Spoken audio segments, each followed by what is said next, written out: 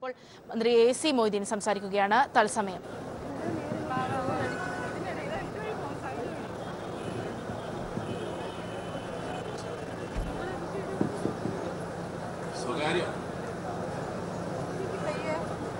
സഹകരണ മന്ത്രി AC മൊയ്തീൻ ഇപ്പോൾ സംസാരിക്കും. ഒപ്പം തന്നെ ഇപ്പോൾ വലിയൊരു പ്രതിഷേധം രണ്ടാം മണിക്കൂറിലേക്ക് കടക്കുമ്പോഴും വലിയ രീതിയിലുള്ള ജനപങ്കാളിത്തമാണ് ഇപ്പോൾ ഈ ഒരു സത്യാഗ്രഹ സമരത്തിന് കാണാനുള്ളത്.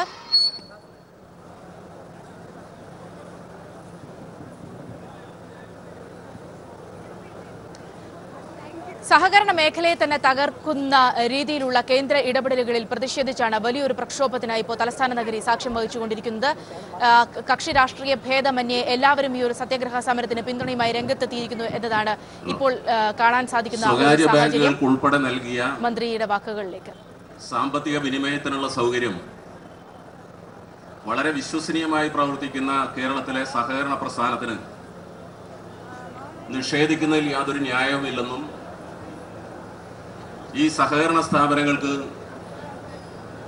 ഈ കാര്യങ്ങൾ നിർവഹിക്കാൻ അനുമതി വേണമെന്നും നിയമാനുസരണം ഒരു സംസ്ഥാന ഗവൺമെന്റ് തലവൻ കേന്ദ്ര ഗവൺമെന്റ് മുമ്പിൽ ആവശ്യമുന്നയിച്ചതാണ്. അതിനോടാണ് നിഷേധാത്മകമായ സമീപനം കേന്ദ്ര ഗവൺമെന്റ് സ്വീകരിച്ചത്.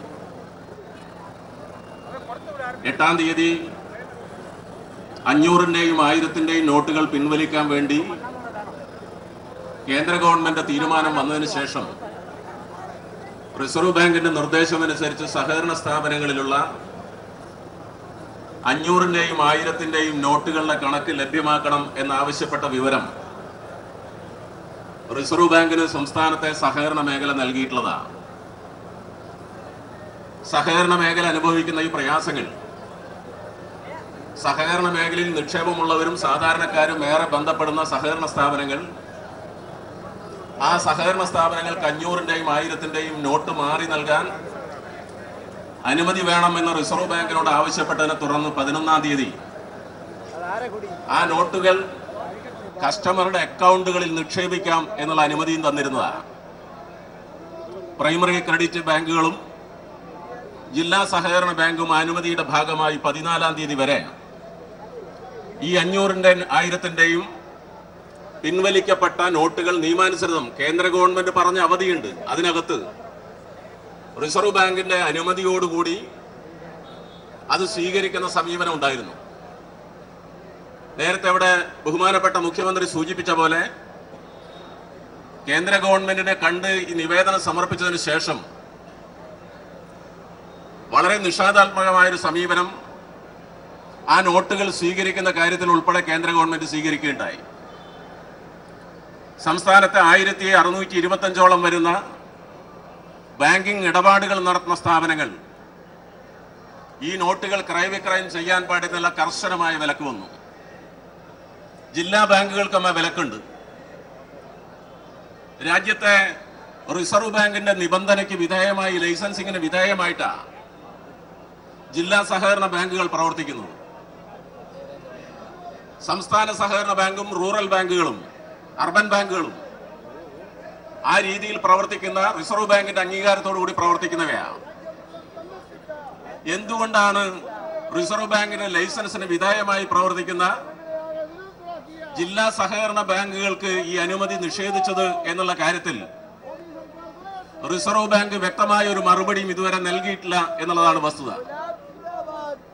സഹകരണ മേഖല ഇതിന്റെ ഭാഗമായി നേരത്തെ അവിടെ വിശദീകരിച്ച കാര്യങ്ങളൊന്നും ഞാൻ വീണ്ടും ആവർത്തിക്കാൻ ഉദ്ദേശിക്കുന്നില്ല. കാർഷിക മേഖലയിൽ വലിയ പ്രതിസന്ധിയാ. കൃഷി ഇറക്കേണ്ട സീസണാ.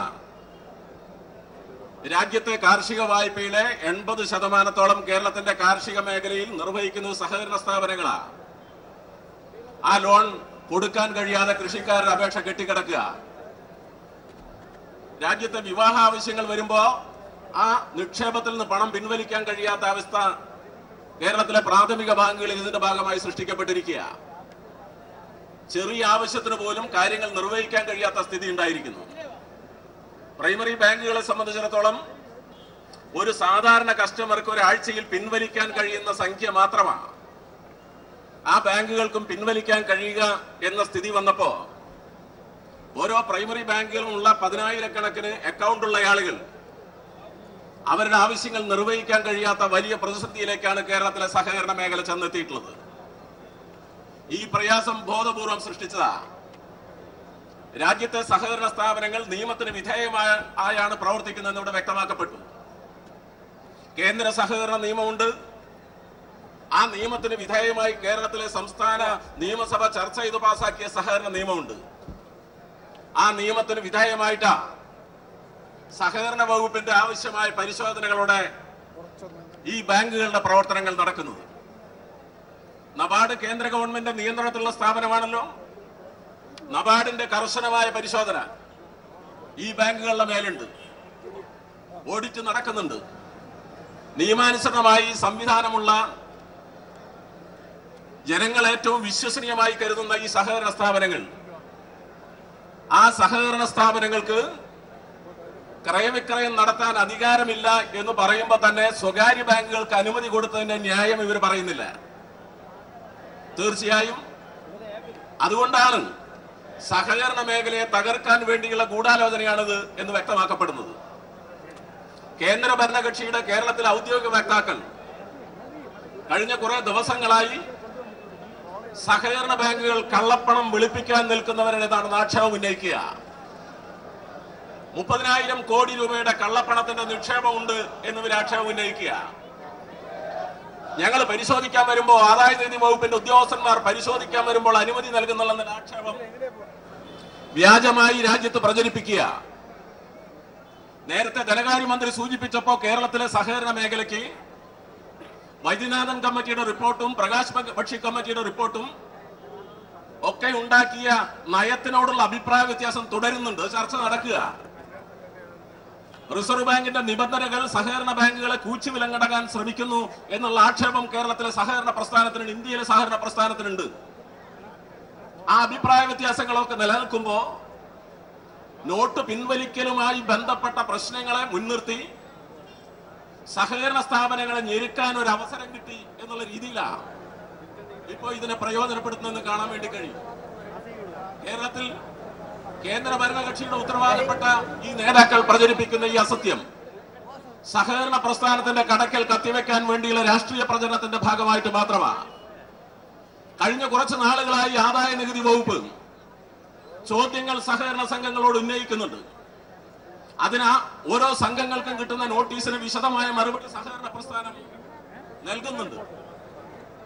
ഇപ്പോ ഈ സംഭവത്തിന് ശേഷവും ആദായ നികുതി വകുപ്പിന്റെ 10-14 ഇനങ്ങൾ അക്കൗണ്ടിനെ സംബന്ധിച്ച്, ആകെ മെമ്പർമാരെ സംബന്ധിച്ച്, ഇടപാടുകളെ സംബന്ധിച്ചുള്ള ചോദ്യങ്ങൾ ഉന്നയിച്ചിട്ടുണ്ട്. അതിനൊന്നും മറുപടി കൊടുക്കാതിരിക്കുന്ന വിഷയം സഹകരണ മേഖലയിൽ നിന്നുണ്ടായിട്ടില്ല. അപ്പൊ പരിശോധനാ സംവിധാനം നിയമാനുസൃതമായി നടത്താമെന്നിരിക്കെ അതിന്റെ പേരും പറഞ്ഞ് കേരളത്തിലെ സഹകരണ പ്രസ്ഥാനത്തെ ബുദ്ധിമുട്ടിക്കാൻ വേണ്ടിയുള്ള ഈ പരിശ്രമം കേരളത്തിലെ സഹകരണ മേഖലയെ തകർക്കാൻ വേണ്ടിയുള്ള ബോധപൂർവമായ രാഷ്ട്രീയ ഗൂഢാലോചനയുടെ ഭാഗമായിട്ടാണ് എന്ന് സംശയിക്കേണ്ടി വരുന്നു. ഇതിന്റെ പശ്ചാത്തലത്തിലാണ് വളരെ ബോധപൂർവമായ പ്രചരണം നമ്മുടെ രാജ്യത്ത് മറ്റൊരു സംസ്ഥാനത്തും ഇല്ലാത്ത രീതിയിൽ കേരളത്തിൽ BJP നേതൃത്വം കെട്ടഴിച്ചു വിടുന്നു എന്നുള്ളത് ഈ സംശയത്തെ ബലപ്പെടുത്തുന്ന. സഹകരണ മേഖലയെ ഇങ്ങനെ ഞെരുക്കിയ, സഹകരണ മേഖലയിൽ നിക്ഷേപം നടത്തിയ ആളുകൾ ഈ മേഖലയിലെ വിശ്വാസം നഷ്ടപ്പെട്ട് മറ്റ് സ്വകാര്യ മേഖലയിലേക്ക് മാറിക്കൊള്ളും എന്നുള്ള വ്യാമോഹം ഇതിന്റെ ഭാഗമായിട്ടുണ്ട് സ്വാഭാവികമായും എന്ന് കരുതുക. ഇവിടെ സഹകരണ മേഖല നാട്ടുകാരനെ, പാവപ്പെട്ട ആളുകളെ ചില്ലിക്കാശ് കൊണ്ട് പടുത്തുയർത്തിയതാ. മഹാഭൂരിപക്ഷം വരുന്ന ആളുകളും കേരളത്തിലെ കൃഷിക്കാരും തൊഴിലാളികളുടെ നിക്ഷേപമാണ് സഹകരണ മേഖലയിലുള്ളത്. പെൻഷൻ പറ്റിയ ആളുകളുടെ നിക്ഷേപമുണ്ട്, കള്ളപ്പണമല്ലല്ലോ. ഒരു വസ്തു കിട്ടിയ 10 സെന്റ് വസ്തു കിട്ടിയ പണം കയ്യിൽ വന്നാൽ ആദ്യം ആലോചിക്കുന്നത് സഹകരണ ബാങ്കിൽ നിക്ഷേപിക്കാനാ. രാജ്യത്തെ സാധാരണക്കാരുടെ നിക്ഷേപങ്ങളാണ് സഹകരണ മേഖലയിലുള്ളത്. സഹകരണ മേഖലയിൽ നിക്ഷേപിക്കാൻ വരുന്ന ആളുകളുടെ നിക്ഷേപം KYC നോംസ് അനുസരിച്ചല്ല എന്നുള്ള ആക്ഷേപം റിസർവ് ബാങ്ക് ഉന്നയിക്കുന്നു. കസ്റ്റമറെ തിരിച്ചറിയണം എന്നുള്ളതാണ് നോംസിൽ പറയുന്നത്. അവരുടെ കയ്യിലുള്ള തിരിച്ചറിയൽ കാർഡുണ്ട്. നേരത്തെ ധനകാര്യമന്ത്രി ഇവിടെ സൂചിപ്പിച്ച പോലെ അവരെ തിരിച്ചറിയാൻ കഴിയുന്ന ജനപ്രതിനിധികളും ജീവനക്കാരുമാണ് 5-6 വാർഡ് ചുറ്റളവിലുള്ള ഒരു പ്രാഥമിക സംഘത്തിലെ ജീവനക്കാർ എന്നുള്ളതുകൊണ്ട് അവരെ തിരിച്ചറിയാൻ, കസ്റ്റമറെ തിരിച്ചറിയാൻ, അക്കൗണ്ട് തുടങ്ങുന്ന ആളുകളെ തിരിച്ചറിയാൻ യാതൊരു വൈഷമ്യവും ഈ കേരളത്തിലില്ല. കേരളത്തിലെ സഹകരണ മേഖലയിലെ പ്രത്യേകത ഏതാ? അത്തരം സാഹചര്യങ്ങളൊക്കെ ഉണ്ടായിരിക്കെ എന്തോ കള്ളപ്പണത്തിന്റെ ഇടപാട് നടത്തുന്നു എന്ന് ആക്ഷേപം ഉന്നയിച്ച് സഹകരണ മേഖലയെ തകർക്കാൻ ശ്രമിച്ചാൽ ഈ കേരളത്തിൽ അത് നടപ്പില്ല എന്ന് പ്രഖ്യാപിക്കുന്നതാണ് കേരളത്തിൽ ഒഴുകിയെത്തുന്ന ഈ പ്രതിഷേധത്തിനോടൊപ്പമുള്ള ജനക്കൂട്ടം. കുതന്ത്രങ്ങളുടെ ഭാഗമായി ആരും തെറ്റിദ്ധരിക്കപ്പെടേണ്ടതില്ല. കേരളത്തിലെ സഹകരണ മേഖലയിലുള്ള നിക്ഷേപം സുരക്ഷിതമായി കൈകാര്യം ചെയ്യാൻ ഗവൺമെന്റ് ആലോചിക്കുമെന്ന് ധനകാര്യമന്ത്രി ഇവിടെ സൂചിപ്പിക്കുകയുണ്ടായി. സഹകരണ മേഖലയിൽ നിക്ഷേപം നടത്തിയിട്ടുള്ള ആളുകളെ അവരുടെ ഇടയിൽ എന്തെങ്കിലും അവിശ്വാസം ഉണ്ടാക്കാൻ ഈ പരിശ്രമത്തിന്റെ ഭാഗമായി കഴിയും എന്ന് കരുതുന്നില്ല. പ്രയാസങ്ങൾ ഉണ്ടാകാം. ആ പ്രയാസങ്ങളെ അതിജീവിക്കാൻ കഴിയുന്ന ബദൽ നിർദ്ദേശങ്ങൾ കേരളത്തിലെ സംസ്ഥാന സഹകരണ ബാങ്കുകൾ മുതൽ ഇങ്ങ് വിദ്യാർത്ഥികളുടെ സഹകരണ സംഘം വരെയുള്ള കേരളത്തിലെ സഹകരണ പ്രസ്ഥാനം യോജിച്ചു നിന്ന് ബദൽ മാർഗങ്ങൾ കണ്ടെത്താൻ മുഖ്യമന്ത്രിയുടെ നേതൃത്വത്തിൽ അതിനാവശ്യമായ പരിശ്രമങ്ങൾ കേരളത്തിൽ തുടരുകയാണ്. ഞാൻ എന്റെ സംസാരം ദീർഘിപ്പിക്കുന്നില്ല. കേരളത്തിലെ സഹകരണ മേഖല തകർക്കപ്പെട്ടാൽ, അതിനെന്തെങ്കിലും പരിക്ക് പറ്റിയാൽ കേരളത്തിലെ സമ്പദ് വ്യവസ്ഥയ്ക്ക് കനത്താഘാതമാണ് അത് ഉണ്ടാക്കുക. കേരളത്തിന്റെ കാർഷിക മേഖലയ്ക്ക് കേരളത്തിൽ നടത്തുന്ന നിരവധി സേവന പ്രവർത്തനങ്ങൾ ബഹുമാനപ്പെട്ട മുഖ്യമന്ത്രി സൂചിപ്പിച്ചല്ലോ.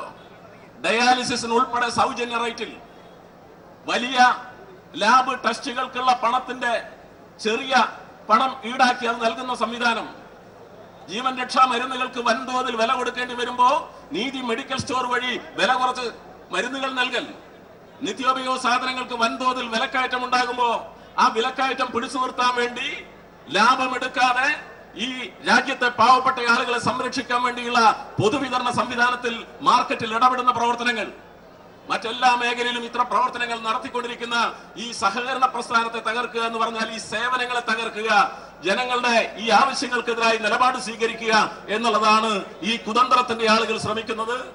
അതിനെതിരായിട്ടുള്ള അതിശക്തമായ യോജിച്ച പ്രക്ഷോഭം ഈ കേരളത്തിൽ വളർന്നു വരികയാണ്. ഗവൺമെന്റ് മാത്രമല്ല, നേരത്തെ ഇവിടെ സൂചിപ്പിച്ചല്ലോ, UDF-ന്റെ ഉൾപ്പെടെയുള്ള BJP-യുടെ സംഘങ്ങളുണ്ട്. ഏകദേശം 19ഓളം സംഘങ്ങൾ കേരളത്തിൽ BJP-ക്ക് ഉണ്ട്. ഈ തിരുവനന്തപുരത്ത് അകം എന്ന പേരിൽ ഒരു സംഘമുണ്ട്. അതിന്റെ നിക്ഷേപം 560 കോടി രൂപയാണ്. അത് മുഴുവൻ കള്ളപ്പണമാണ് എന്ന് BJP-യുടെ നേതാക്കൾക്ക് അഭിപ്രായമുണ്ടോ? 1550 കോടി രൂപയുടെ നിക്ഷേപം BJP ജനാധിപത്യപരമായി തെരഞ്ഞെടുക്കപ്പെട്ട അധികാരത്തിൽ വന്ന BJP-യുടെ ബോർഡുള്ള സ്ഥലത്ത് 1550 കോടി രൂപയുടെ നിക്ഷേപമുണ്ട്. ആ നിക്ഷേപം മുഴുവൻ കള്ളപ്പണമാണ് എന്നാണോ കേരളത്തിലെ BJP നേതാക്കൾ, BJP-യുടെ സംസ്ഥാന പ്രസിഡന്റ് ഉൾപ്പെടെയുള്ളവർ പറയുന്നത്? സഹകരണ പ്രസ്ഥാനത്തെ അടച്ചാക്ഷേപിക്കുമ്പോൾ ഈ കാര്യങ്ങൾ കാണണം. കേരളത്തിലെ സഹകരണ പ്രസ്ഥാനത്തിന് ഒരു ദുർബലതയുമില്ല എന്നൊന്നും ഞങ്ങൾ അവകാശപ്പെടുന്നില്ല. ആ ദുർബലത സഹകരണ പ്രസ്ഥാനത്തിന് മാത്രമുള്ളതല്ല. കേരളത്തിലെ മറ്റു ബാങ്കുകളിലും ഈ ആക്ഷേപങ്ങളില്ലേ? അതിന്റെ ഏതെങ്കിലും അംശമുണ്ടെങ്കിൽ അത് പരിശോധിക്കാനും തിരുത്താനും കേരളത്തിലെ സഹകരണ മേഖല തയ്യാറാണ്. അത്തരമൊരു സമീപനം കേന്ദ്ര ഗവൺമെന്റ് സ്വീകരിക്കണം.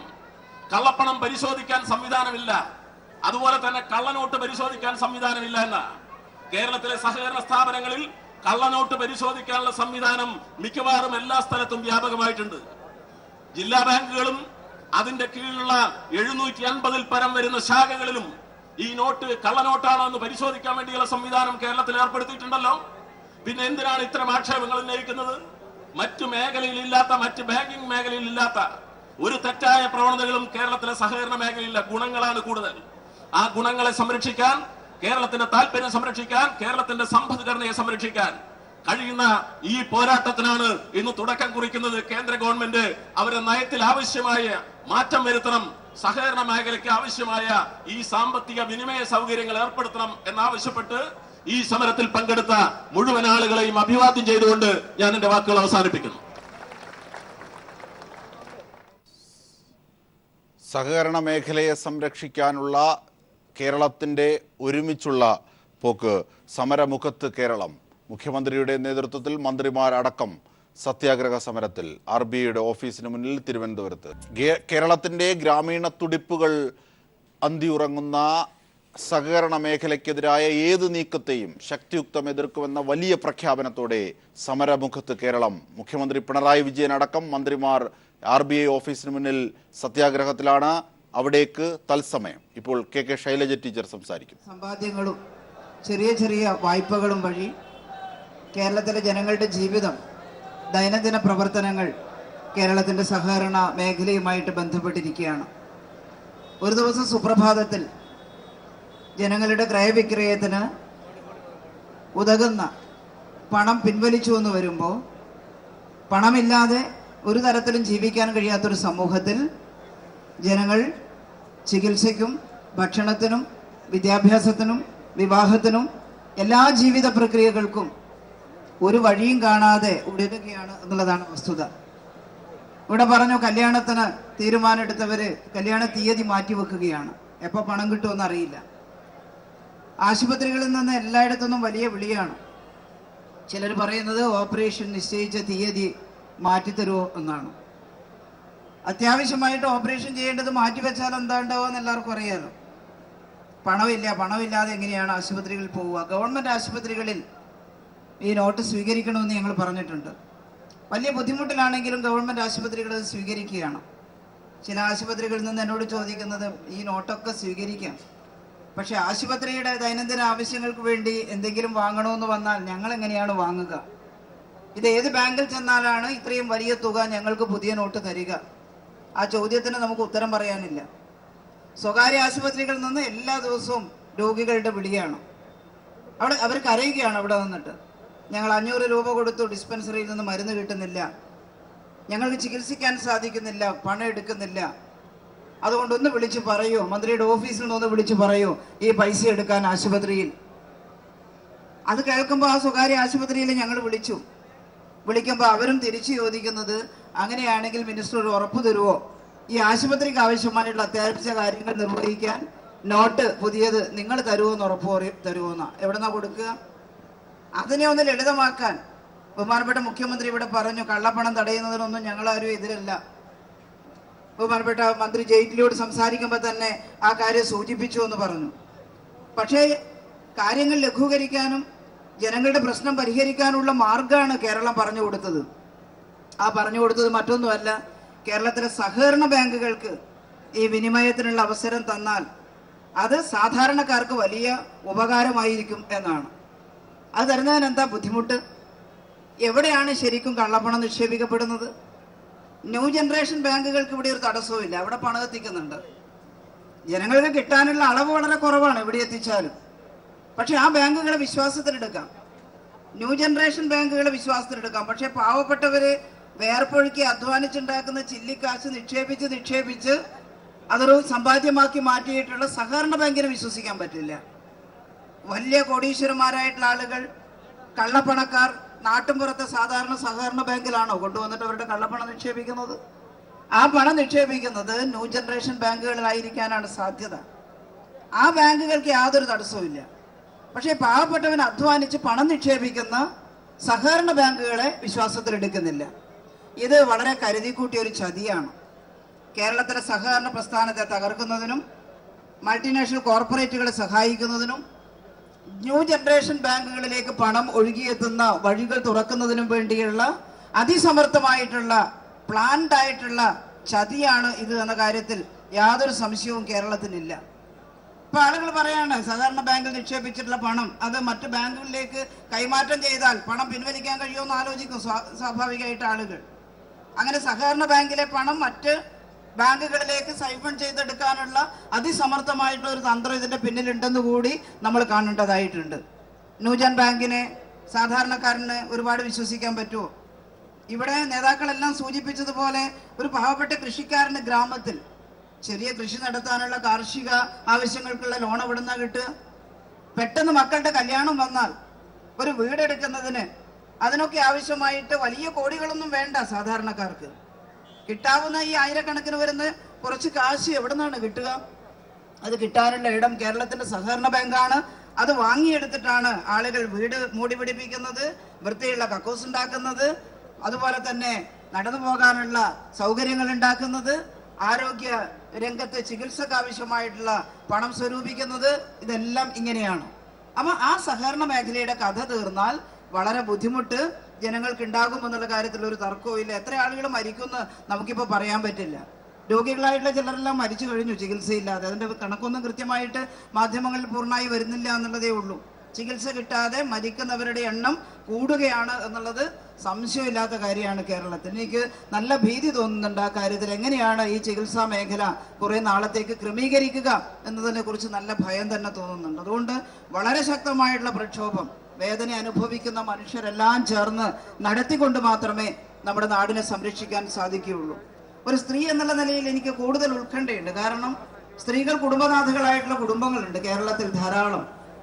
അത്തരത്തിലുള്ള കുടുംബങ്ങൾ, വിധവകൾ, അതുപോലെ തന്നെ മറ്റ് രീതിയിൽ സ്ത്രീകൾ കൈകാര്യം ചെയ്യുന്ന കുടുംബത്തിന്റെ കാര്യങ്ങൾ കൈകാര്യം ചെയ്യുന്ന കുടുംബങ്ങൾ, അവർക്ക് വലിയ ബുദ്ധിമുട്ട് അനുഭവപ്പെടുകയാണ്. നാമമാത്രമായിട്ടുള്ള വരുമാനം ഉപയോഗപ്പെടുത്തിക്കൊണ്ട് കുടുംബത്തിന്റെ കാര്യങ്ങളെല്ലാം കൈകാര്യം ചെയ്യുന്ന പാവപ്പെട്ട സ്ത്രീകൾക്ക് ഈ ന്യൂ ജൻ ബാങ്കിലൊന്നും അക്കൗണ്ട് ഇല്ല.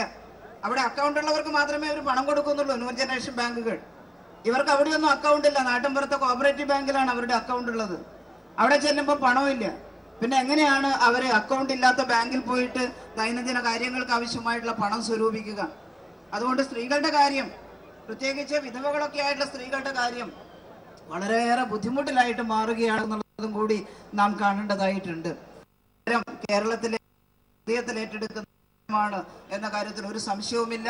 ഭരണ പ്രതിപക്ഷ വ്യത്യാസമില്ലാതെ നമുക്ക് കേരളത്തിന്റെ നട്ടെല്ലായിട്ടുള്ള, കേരളത്തിന്റെ വികസനത്തിന്റെ ഏറ്റവും പ്രധാനപ്പെട്ട അടിത്തറയായിട്ടുള്ള നമ്മുടെ സഹകരണ പ്രസ്ഥാനത്തെ, സഹകരണ മേഖലയെ സംരക്ഷിച്ചു നിർത്തുന്നതിന് ഈ മേഖല എല്ലാവരും കൈകാര്യം ചെയ്യുന്നുണ്ട്.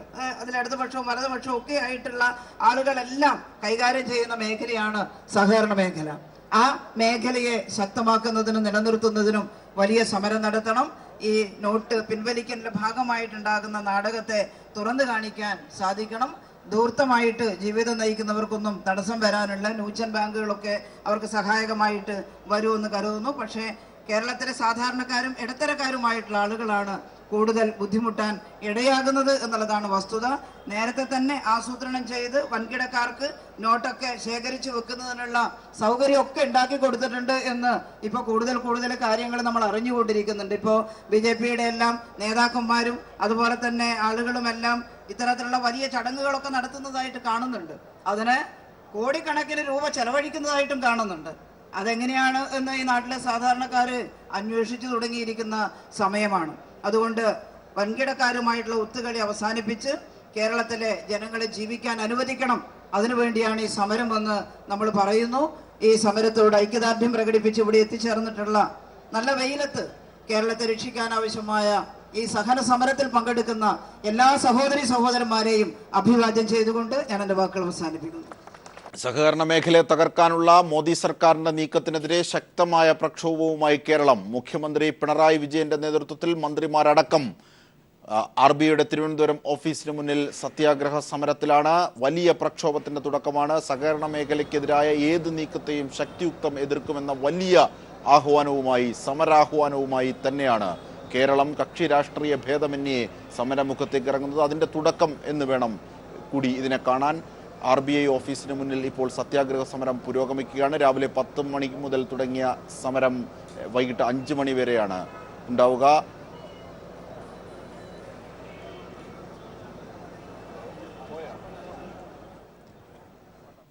സഹകരണ മേഖലയെ അസ്ഥിരമാക്കുന്ന ഒന്നിനോടും യോജിക്കാനാകില്ലെന്ന് മുഖ്യമന്ത്രി പിണറായി വിജയൻ പറഞ്ഞു.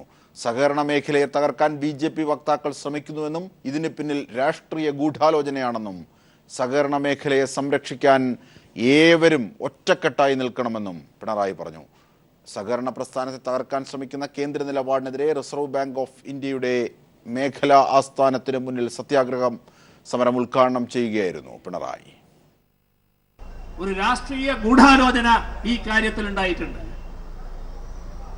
അതിന്റെ ഭാഗമായി വന്ന നടപടിയായിട്ട് മാത്രമേ ഇതിനെ കാണാൻ പറ്റൂ.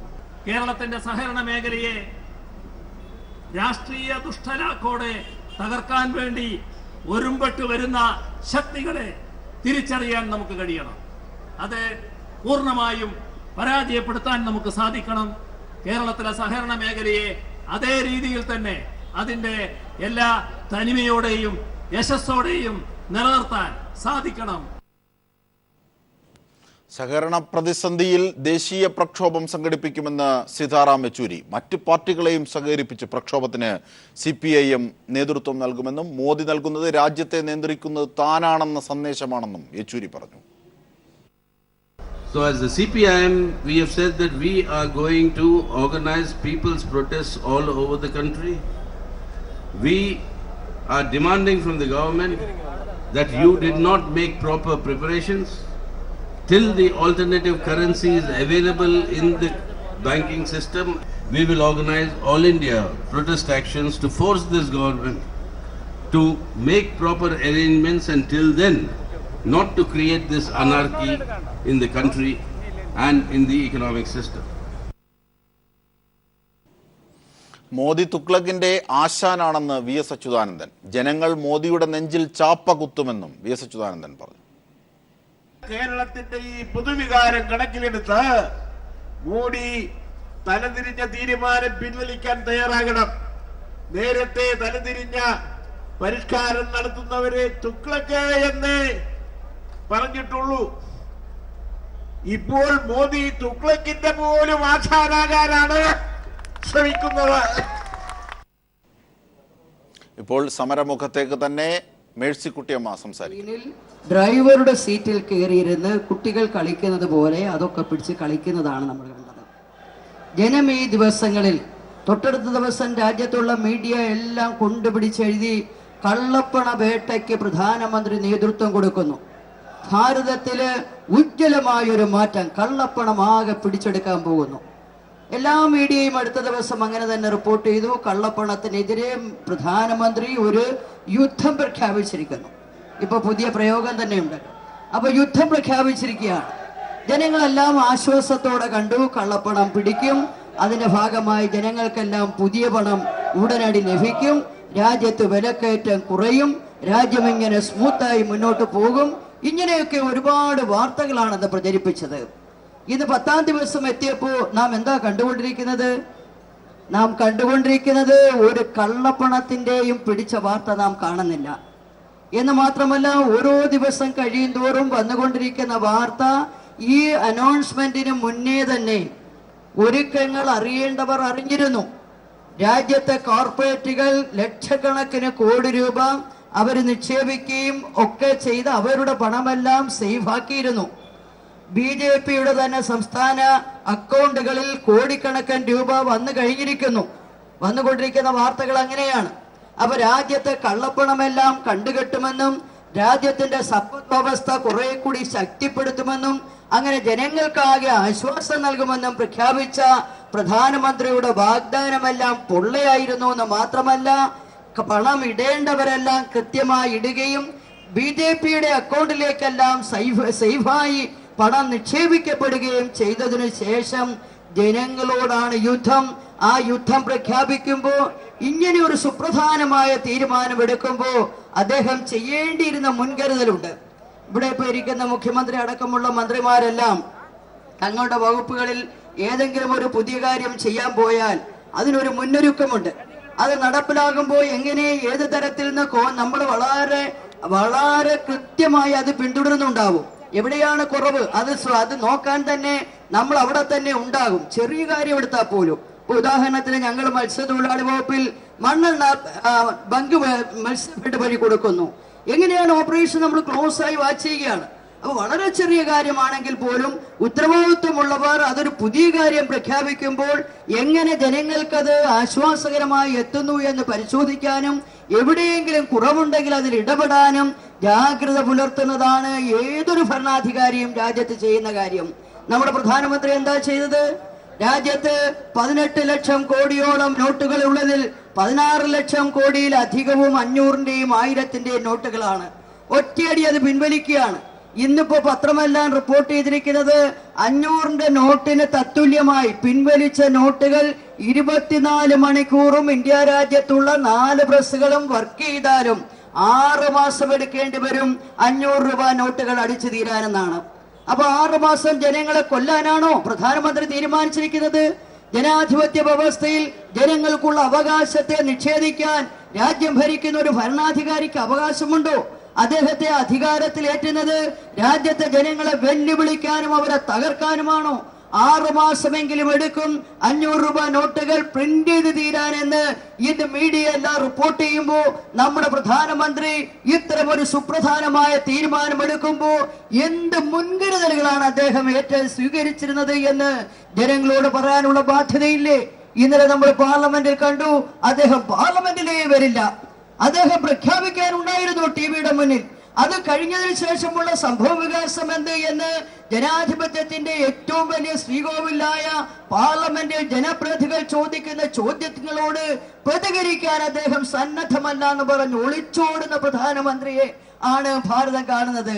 ഇന്നലെ കേരളത്തിലെ 20 എംപിമാരും ഒറ്റക്കെട്ടായി ഒരു 5 മിനിറ്റ് തങ്ങൾക്ക് വേണമെന്ന് പറഞ്ഞപ്പോ സമയം കൊടുക്കാൻ അദ്ദേഹത്തിന് ഇല്ലത്രേ. പിന്നെ എന്തിനാണ് പ്രധാനമന്ത്രിക്ക് സമയമുള്ളത്? കേരളം എന്ന് പറയുന്ന ഒരു സ്റ്റേറ്റ്, 3 കോടി ജനത, അവരുടെ പ്രതിനിധി ഒറ്റക്കെട്ടായി രാജ്യം ഭരിക്കുന്ന പ്രതിനിധിയോട് 5 മിനിറ്റ് വേണമെന്ന് പറഞ്ഞാൽ അത് തരാൻ സന്നദ്ധമല്ല എന്ന് പറയുന്ന പ്രധാനമന്ത്രിക്ക് എന്ത് ജനാധിപത്യ സ്വഭാവമാണ്, രീതിയാണ് അദ്ദേഹത്തിന് ഉള്ളത് എന്ന് കേരളത്തിലെ ജനങ്ങളോട് മറുപടി പറയേണ്ടതുണ്ട്. അതിന് പകരം BJP വായിൽ വരുന്നതെല്ലാം വിളിച്ചു പറയുന്നതാണോ ഒരു ജനാധിപത്യ രീതി? കേരളത്തിലാകെ കള്ളപ്പണം അത്രേ. കേരളത്തിലാകെ കള്ളപ്പണം എന്ന് പറയുമ്പോ പണിയെടുത്തിട്ട് കൂലി കിട്ടാത്ത തൊഴിലാളികളോടാണ് BJP-ക്കാർ വെല്ലുവിളിക്കുന്നത്. ഇന്നലെ ഇപ്പോ ഹാർബറുകളിൽ നിന്നെല്ലാം മത്സ്യത്തൊഴിലാളികൾ നിരന്തരമായി വിളിയായിരുന്നു, ഞങ്ങൾക്ക് കടലിൽ പോകണമെങ്കിൽ എണ്ണയടിക്കണം, എണ്ണ ആരും കടം തരില്ല, കാശ് കൊടുക്കണം. 2-2.5 ലക്ഷം രൂപ ഒരു ബോട്ടിന് എണ്ണയടിക്കാൻ വേണ്ടി വരുന്നിടത്ത് പൈസയേ ഇല്ല എണ്ണയടിക്കാൻ.